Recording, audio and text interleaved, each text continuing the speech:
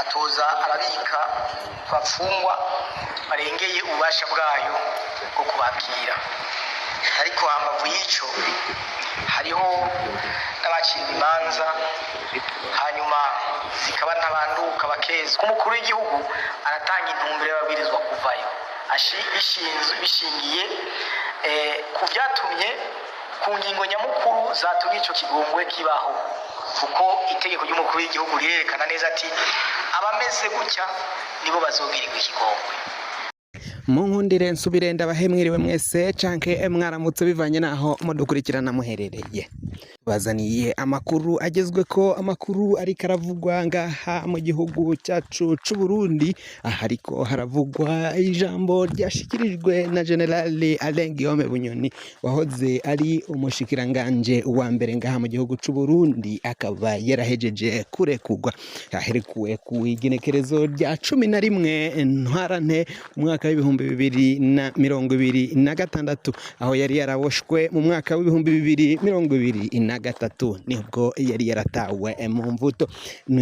Yasubiye rero mw'ishengero kuri uyu w'Imana, aho yasabye abakirisu kwirinda amakosa, kwirinda ivyaha no kubaha amategeko. Yavuze ko mu munyororo yaboneyeyo vyinshi cane, ariko kuri kano kanya akabari akaryo yaronse ko gusubira gushima Imana, aho rero yari gufatanije n'abakiristu bo mw'ishengero asanzwe asengeramo, ari kumwe n'umutambukanye wiwe Niyonkuru Yasente Niyonkuru, bakaba bari bajanye nyine gushima Imana, na cyane ko vyaheruka ubwo umukenyezi wiwe yashimaga Imana avuga ko Imana igiye kumuduza gusumvya uko yahora.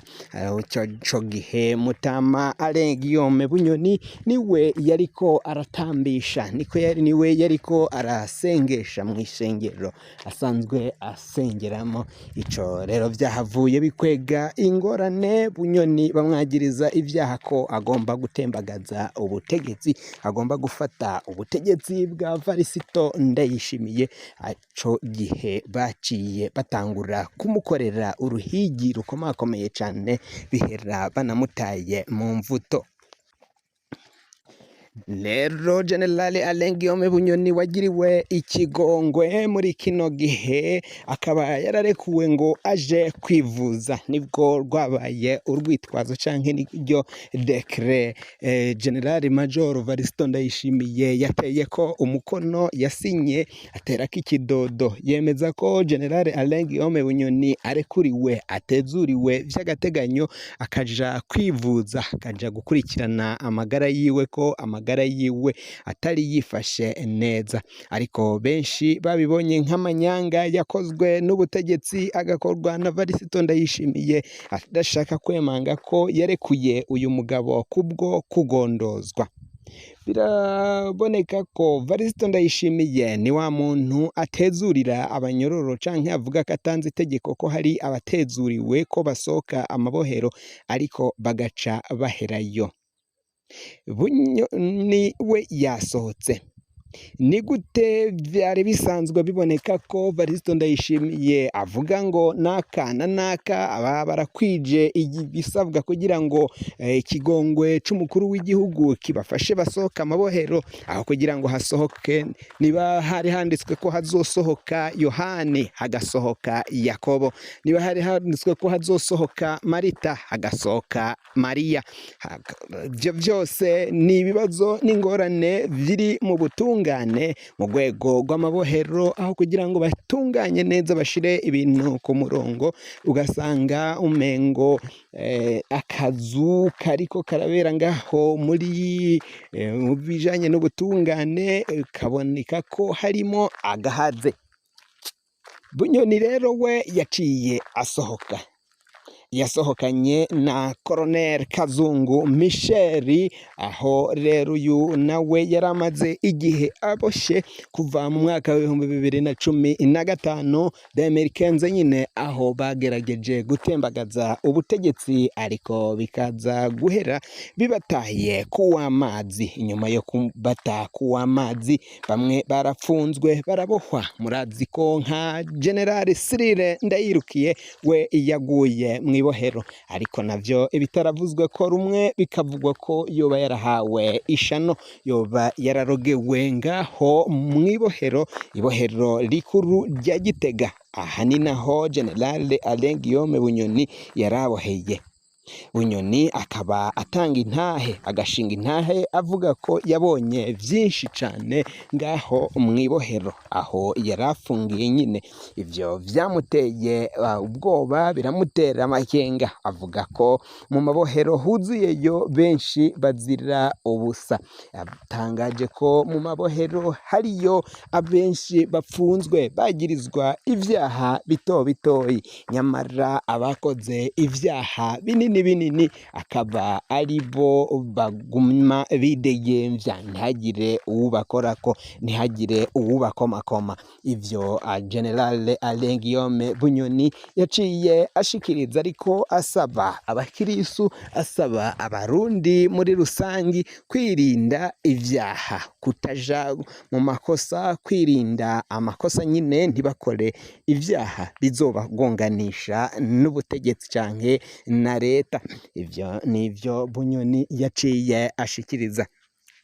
Abajyango ba General Alain Guillaume Bunyoni kuri kino gihe bariruhutsa, barashima Bunyoni kugira ngo arekugwe. Abigeme biwe, abakobwa biwe harimwo Darlene Bunyoni banditse ikete, amakete akomeye atandukanye basaba umukuru w'igihugu Variston Ndayishimiye ikigongwe.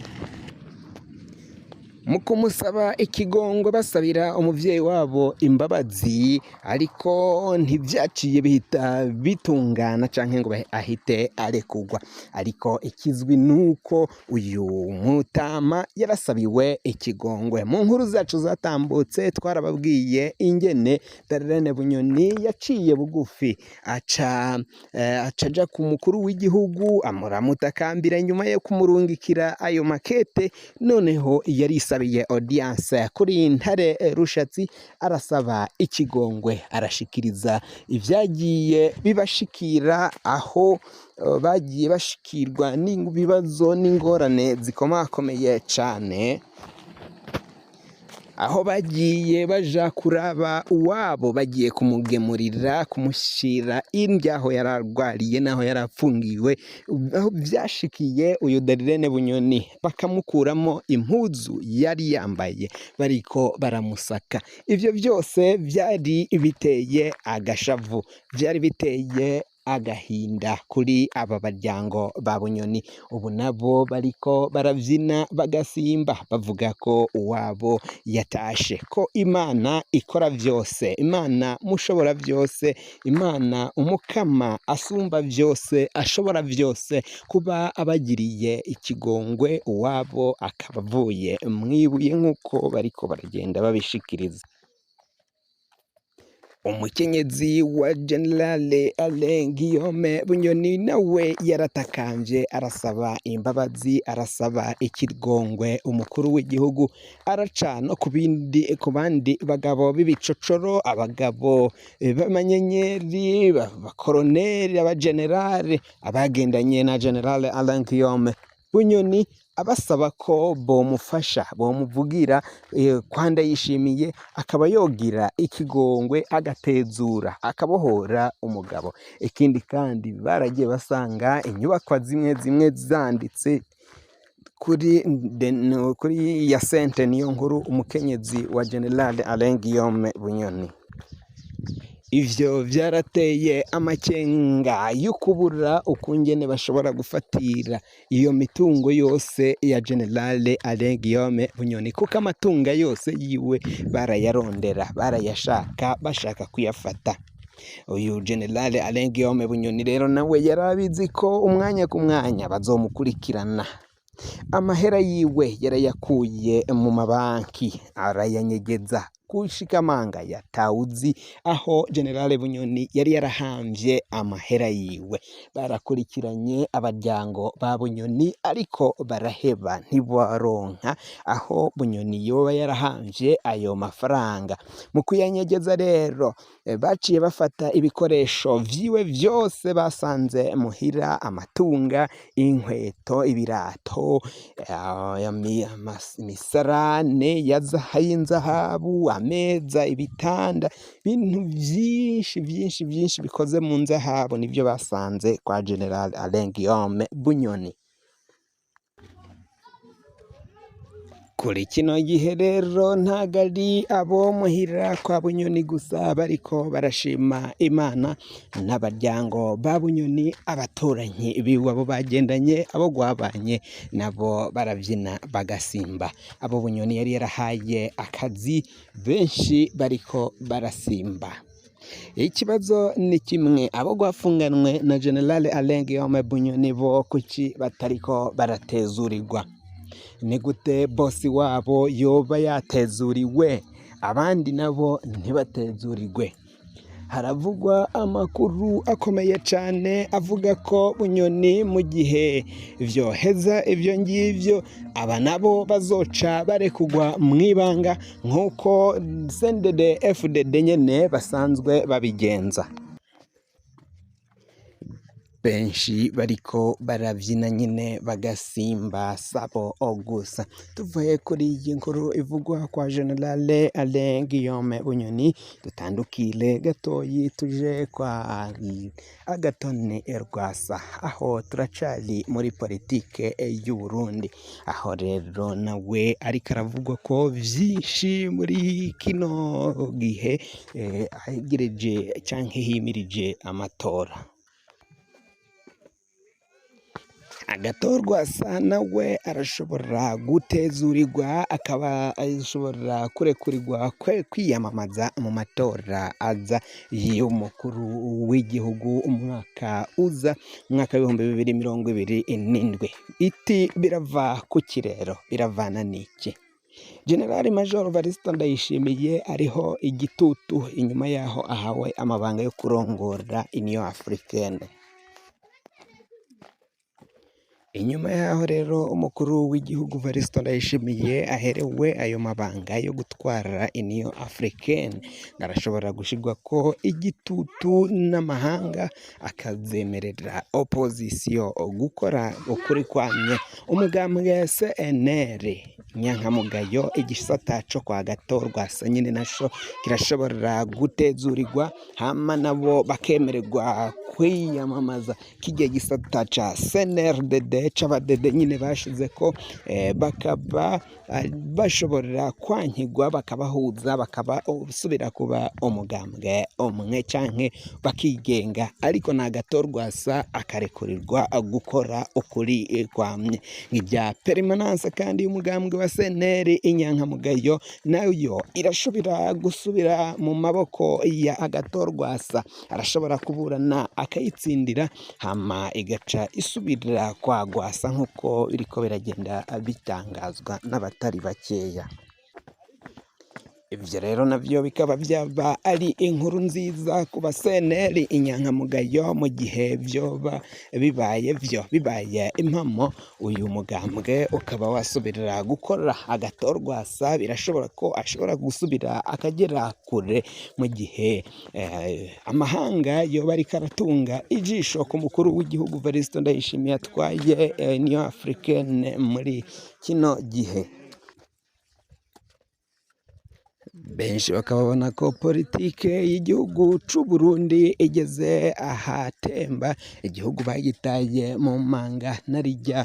Bavuga ko rero Ndayishimiye ashobora kugira ayo makenga, akabona ko amahanga yose amuraba, kandi akabona ko ibihugu bishobora kuzogira ico bivuze canke n'ico bimwibukiyeho, akaba yareka Agathon Rwasa akiyamamaza mu matora agiye kuza mu mwaka w'ibihumbi 2027, aho ni umwaka utaha.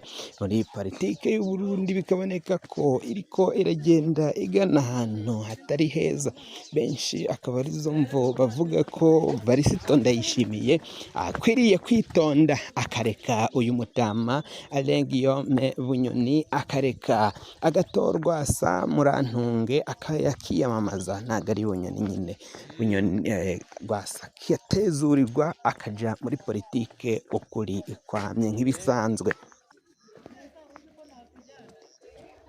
Amakuru yacu rero tubaye turayahagarikiye ngaha. Wafyonda subscribe niba ukoresha ururimi rw'icongereza, canke niba ukoresha ururimi rw'igifaransa urafyonda sabone, hama uracuja ngaho iburyo urafyonda no kwa kano kameze nk'agakengeri. Amakuru, ibiganiro dutohoza umwanya ku mwanya bizoja bigushikira aho uzoba uherereye hose kw'isi. Mwahejeje gufyonda subscribe kandi tukaba tubakengurukira cane, muri abo kubahwa. Amakuru yacu nakagaruka nagahwane ndabikebanuye.